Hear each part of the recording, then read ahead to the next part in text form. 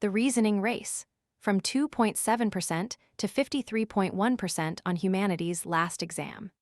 How AI reasoning exploded in 12 months, which models lead on which benchmarks, and why no single model is best anymore.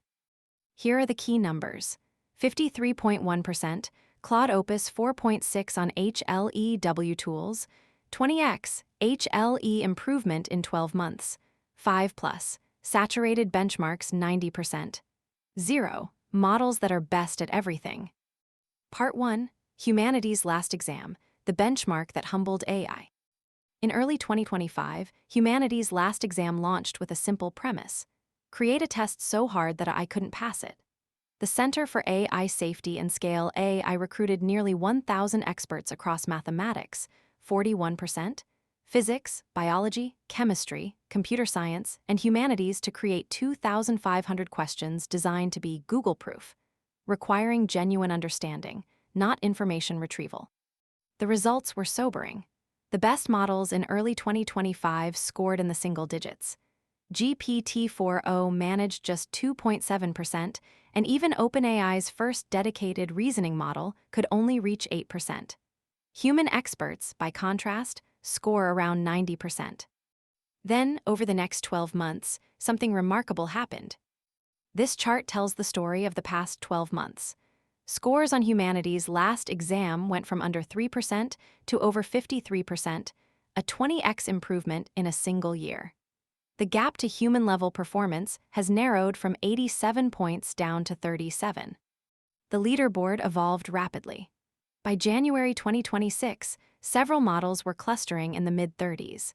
Then Anthropic released Claude Opus 4.6, scoring 53.1% with tools, the highest score any frontier model has achieved on HLE, blowing past the competition. What makes HLE different? Unlike benchmarks such as Math 500 or MMLU that test well-trodden territory, HLE questions require synthesizing knowledge across disciplines at expert level. The test resists memorization because many questions have never appeared in any training data. It's designed to be the final closed-ended academic benchmark, a ceiling that rises with human knowledge. Part 2, the Frontier 4, each model has a superpower. The most striking finding of early 2026 is that no single model dominates every benchmark. Instead, each frontier model has carved out a domain of excellence, and the choice of model now depends entirely on the task. This head-to-head comparison reveals the key insight: no single model wins everywhere.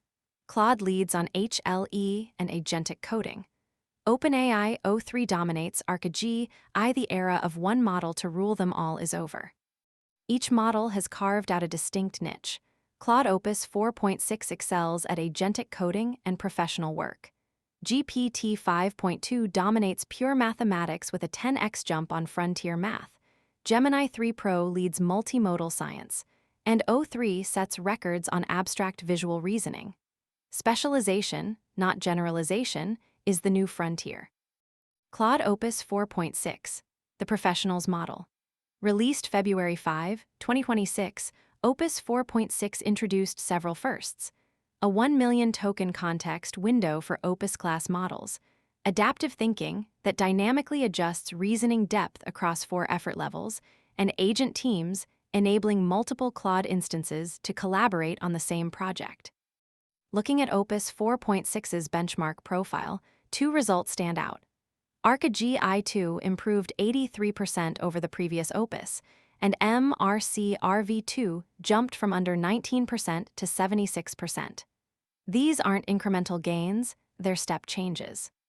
On GDPVal, a benchmark measuring real-world professional tasks across 44 occupations, Opus 4.6 beat GPT 5.2 by 144 ALO points, winning roughly 70% of head-to-head comparisons on finance, legal, and other professional tasks.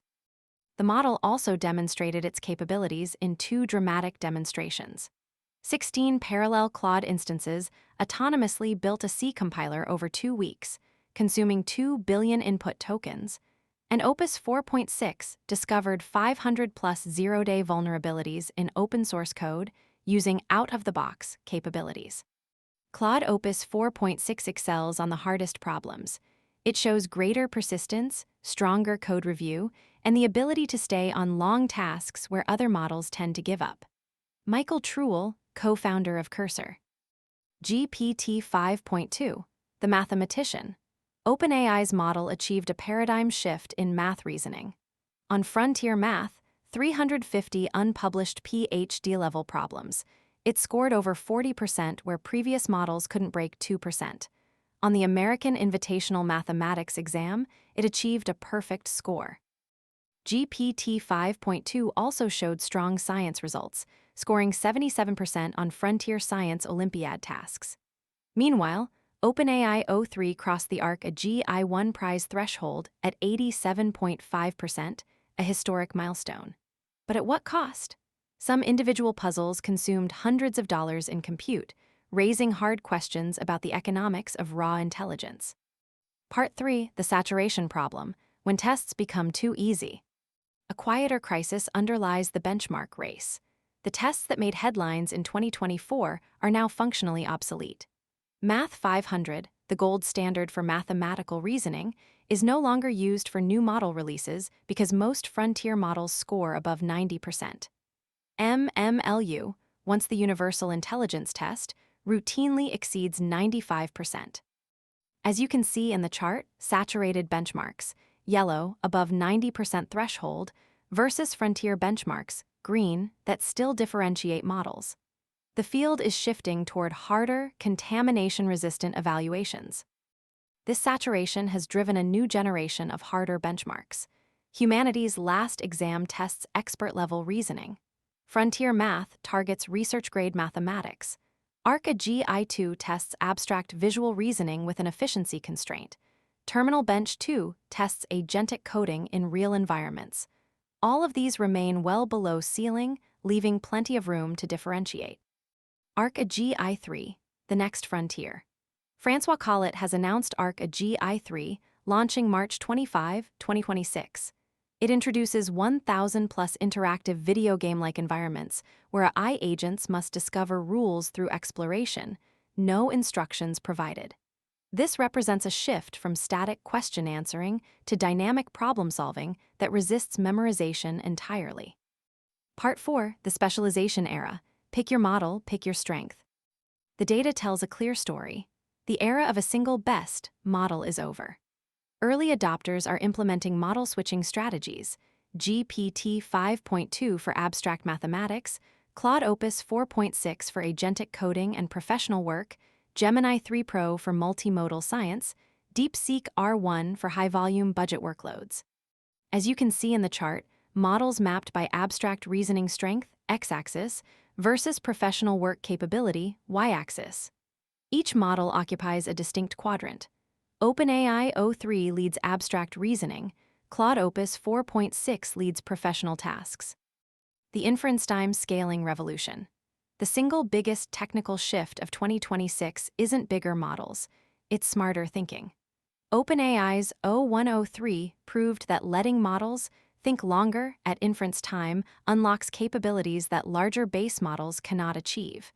Every major lab has adopted this approach. The implication for enterprise buyers: reasoning quality is now a dial, not a fixed property. You pay more for deeper thinking, but get measurably better results.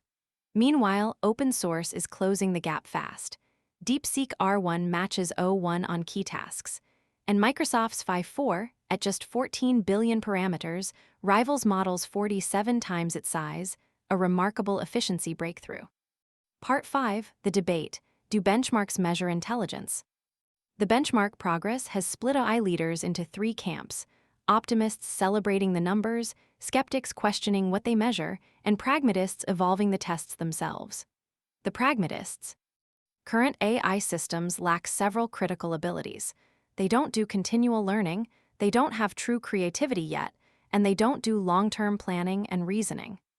Demis Hassabis, CEO of Google DeepMind, estimates AGI at 50% chance within a decade. We did decide to put most of our effort in 5.2 into making it super good at intelligence, reasoning, coding, engineering. But memory enhancement, not just reasoning, is the key breakthrough for 2026. Sam Altman, CEO of OpenAI. The Karpathy critique. Andrej Karpathy dismissed the humanities' last exam framing as a bit much and misleading. His argument: while AI will solve any problem served neatly as a multiple-choice test, real-world jobs require sustained, multi-step, error-correcting workflows, something benchmarks fundamentally can't capture. The gap between test performance and job performance remains the critical unsolved problem.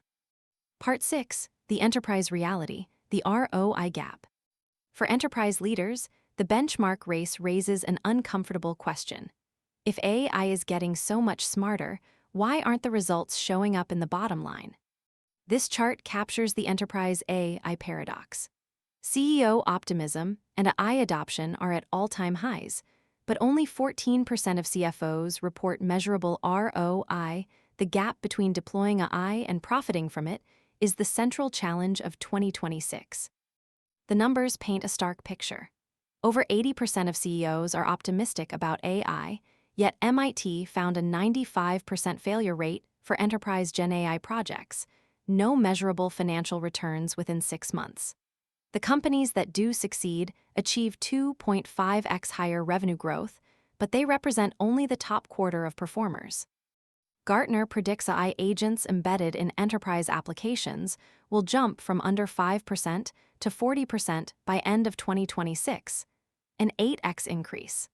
The agentic AI market is projected to grow to over $50 billion by 2030. As BCG put it, ROI will be the acronym of 2026 and beyond. The models are ready. The question is whether organizations are. Part 7. What this means for enterprise leaders. 1. Adopt a multi-model strategy. No single model is best at everything.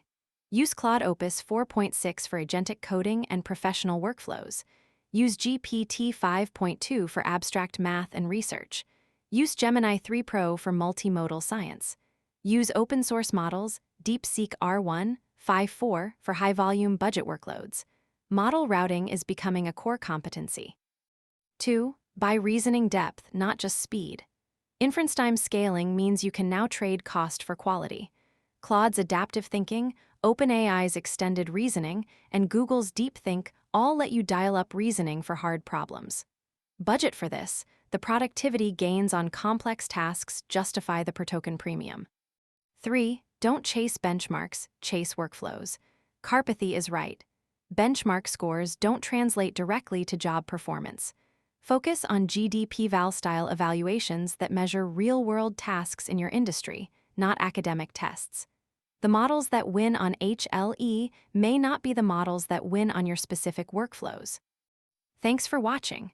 Read the full article with all the data and sources at achtel.dev.